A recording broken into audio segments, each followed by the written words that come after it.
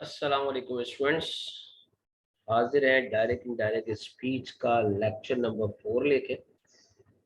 इससे पहले हमने 3 लेक्चर आपके सामने डिलीवर किए, जिसमें हमने रूल्स पढ़े पहले लेक्चर में, दूसरे लेक्चर में असर्टिव और इंट्रोगेटिव सेंटेंसेस को पढ़ा, तीसरे में हमने एक्सक्लेमेटरी और ऑप्टेटिव सेंटेंस और इंपैरेटिव सेंटेंसेस को पढ़ा। अब हम इसके अंदर ऑप्टेटिव सेंटेंसेस को पढ़ने हम जा रहे हैं। ऑप्टेटिव सेंटेंसेस नॉर्मली वो सेंटेंसेस होते हैं जिसमें कोई दुआ या बद्दुआ या प्रे, कर्स या किसी किस्म की विश का इजहार। जैसे मिसाल के तौर पे एक सेंटेंस हमने बनाया,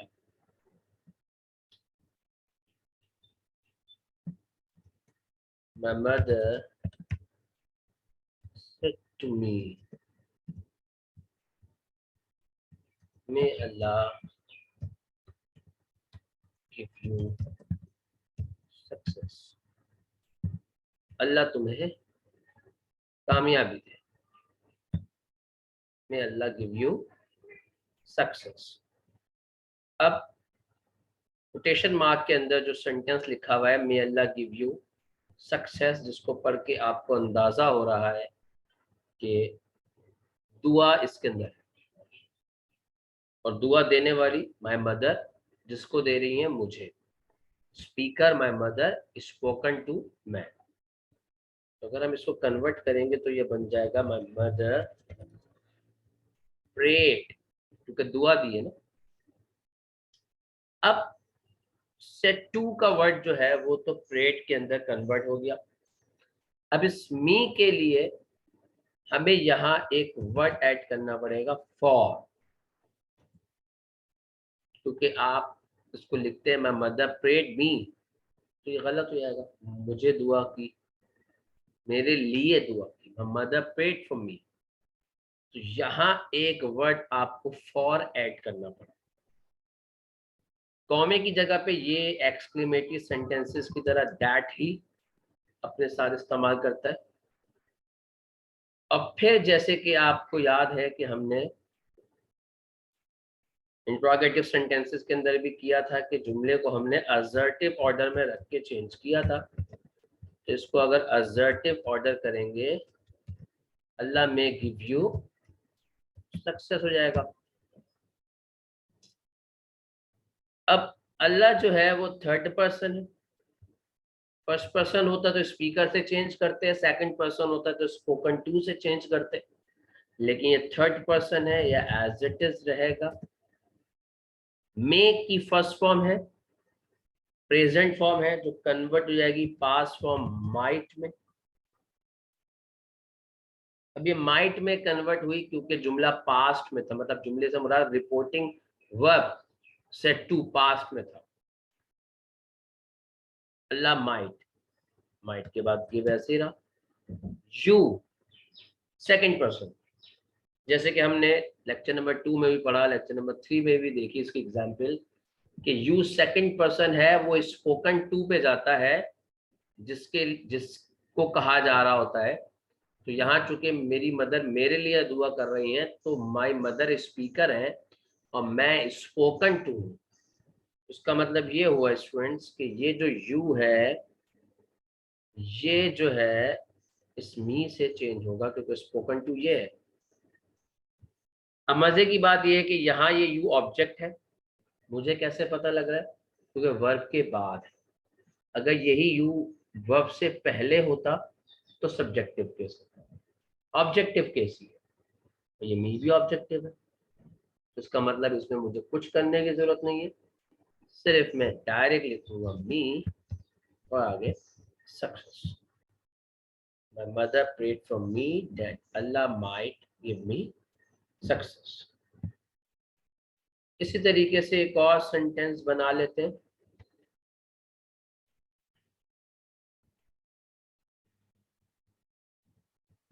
she said to him, may you rot in hell.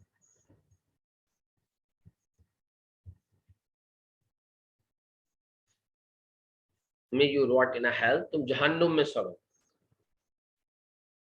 अब ये तो साफ पता लग रहा है कि ये बद्दुआ है, तो दैट इज कर्स।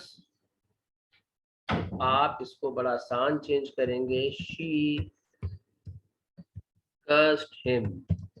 अब यहाँ फॉर लगाने की जरूरत नहीं है, कॉमे की जगह लगाया दैट।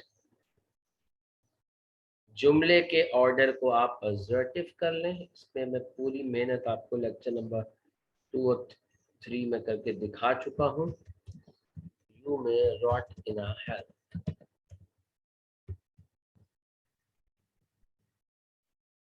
अब you second person, you second person है। सेकंड पर्सन जैसे कि मैंने आपको बताया स्पोकन टू से चेंज होता है। स्पोकन टू है हिम, लेकिन यहां यू सब्जेक्ट है क्योंकि ये वर्ब से पहले है। तो हिम का सब्जेक्टिव केस मुझे यूज करना पड़ेगा, और हिम का सब्जेक्टिव केस है ही।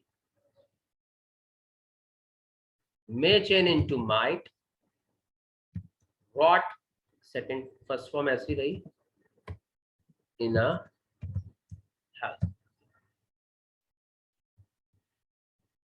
एक और एग्जाम्पल देख लेते हैं।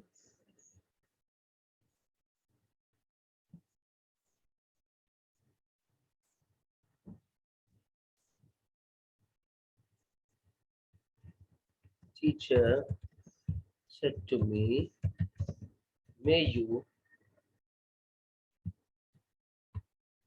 get good grades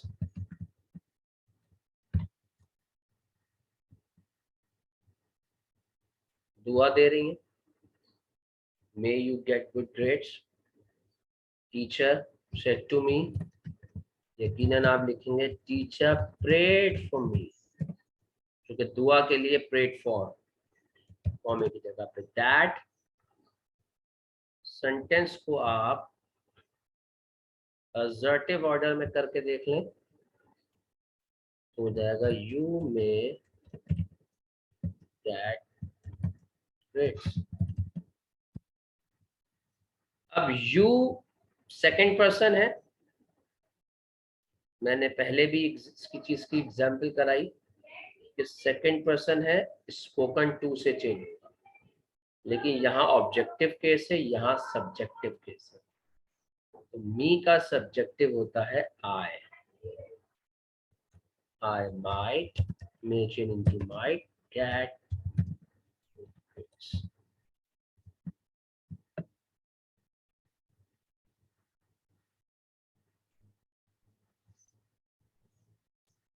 इसमें एक और एग्जाम्पल है, ये हमने जो है अभी हमने डिस्कस किया, इसके अंदर हमने सिर्फ प्रे और कर्स को डिस्कस किया है। विश को देख लेते हैं। लेट्स सपोज सेंटेंस है, she said, would that I were bird। काश में परिंदा होती। ये जो वुड दैट है ये रिप्रेजेंट करता है काश। इसकी जगह पे आई विश का भी हम इस्तेमाल कर सकते हैं। ये कंडीशनल सेंटेंसेस जब मैंने पढ़ाए थे, मेरे यूट्यूब लेक्चर है उसमें इसकी मैंने एग्जाम्पल दी भी है। आपने लिखा चूंकि यहाँ वुड दैट रिप्रेजेंट कर रहा है विश को, तो आपने लिखा शी विश्ड, कॉमे की जगह पे दैट। अब चूंकि सेट की जगह पे आपने विश लिख दिया तो वुड दैट की जरूरत खत्म हो गई, वुड दैट काश को रिप्रेजेंट करता है, काश का मतलब है ख्वाहिश, जिसके लिए विश लगा दिया। तो अब वुड दैट की जरूरत नहीं है। आई फर्स्ट पर्सन स्पीकर से चेंज होता है, सेकंड पर्सन स्पोकन टू से होता है, फर्स्ट पर्सन स्पीकर से होता है, स्पीकर है शी। तो आप यहाँ शी लिखें। आई फर्स्ट पर्सन है, मैं रिपीट कर रहा हूं, फर्स्ट पर्सन स्पीकर से चेंज होता है, स्पीकर है शी। तो अब आपने आगे चेंज करना है, वर सेकंड फॉर्म में पास्ट फॉर्म। और मैंने बताया था आपको कि past form, second form had plus past participle में जाती है। तो आप लिख लेंगे शी हैड बीन बर्ड। मैं रिपीट कर देता हूं कि was over second form past form होती है, जो थर्ड फॉर्म में जाएगी उसकी थर्ड फॉर्म होती है बी डबल एन बीन, लेकिन हैड के साथ, शी हैड बीन बर्ड। तो स्टूडेंट ये जो मैंने आपके सामने एग्जाम्पल दी है, तो ये जो है ऑप्टेटिव सेंटेंसेस की है। आगे चलते हैं। एग्जाम के पॉइंट ऑफ व्यू से इंटरमीडिएट में या 9 मैट्रिक में या ग्रेजुएशन लेवल पे एक और भी टाइप कभी कभी मिलती है, that is called universal truth. Universal truth की खास बात यह है कि ये चेंज नहीं होता। हाँ, कुछ इसके अंदर चीजें चेंज होती है, जैसे मिसाल के तौर पे मैंने लिखा he said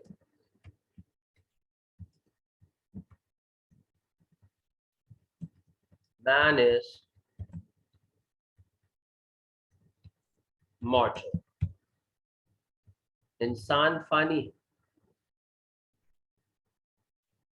अब ये यूनिवर्सल ट्रुथ है, चेंज नहीं होगा, एज इट इज रहा, लेकिन चूंकि इनडायरेक्ट है तो कॉमा हटा के दोनों क्लॉजेस को मिलाना है, तो दैट लगाएंगे और inverted commas, sorry quotation mark, inverted commas नहीं कहते, वो रिमूव हो जाएगा, मैन इज मॉर्टल। इसी तरीके से एक और जुमला, teacher said to the students,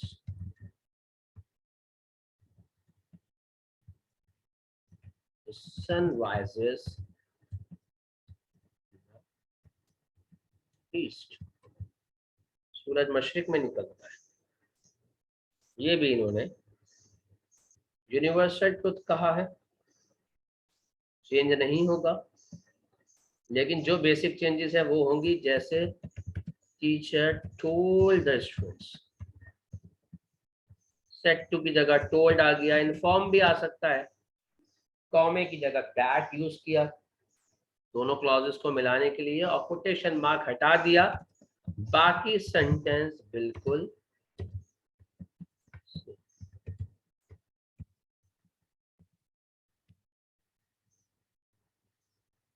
तो स्टूडेंट ये थे डायरेक्ट इनडायरेक्ट स्पीच जहां तक। तो इसमें हमने अभी तक जो है आपके सामने assertive, interrogative, imperative, exclamatory, optative और यूनिवर्सल ट्रुथ को डिस्कस किया। होप के लेक्चर आपको पसंद आया होगा। यहाँ तक के लिए भी इतना ही, इंशाल्लाह मिलते हैं नेक्स्ट लेक्चर में अगले टॉपिक के साथ। Thank you so much, Allah Hafiz.